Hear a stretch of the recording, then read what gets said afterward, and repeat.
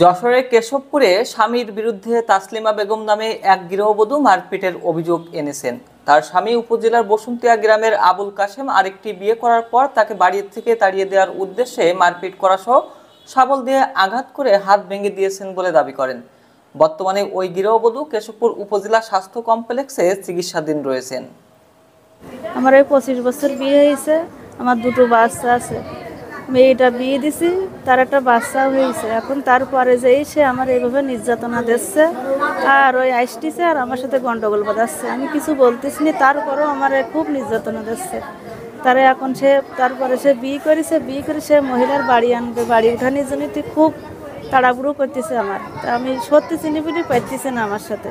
তারপরে হঠাৎ কালকে আমি গোসল করে এসে দাঁড়াইছি, ও আইসি বাড়ির ভিতরে ঢুকিক মতন আমার মায়ের। আমি বলতেছি যে আমি কেন মারতেছো এটা বলো তুমি একটু, তাও কোনো কথা শুনলো না। না শুনি সে আমার মায়ের কারে বলে, সে বাড়ি দিলে মা সবল দিয়ে আমার হাতে বাড়ি দিলে, হাতে বাড়ি দেওয়ার সাথে হাতটা আমি উঁচু করে ধরি চিল্লাচিল্লি করতেছি। তারপরে এবার আরেকটা ওই উড়োতে বাড়ি দিলে, উড়োতে বাড়ি দেওয়ার সাথে আমি ওই জায়গায় পড়ে যাচ্ছিলাম। তারপরেও আমি ছুট মারেছি এক যার এই জায়গায় যা আছে আমার আটকাইছে।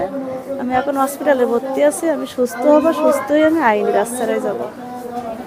এ বিষয়ে তাসলিমা বেগমের স্বামী আবুল কাশেম আরেকটি বিয়ে করা সহ তার স্ত্রীকে মারপিটের কথা মুঠোফোনে কথা হলে স্বীকার করেছেন।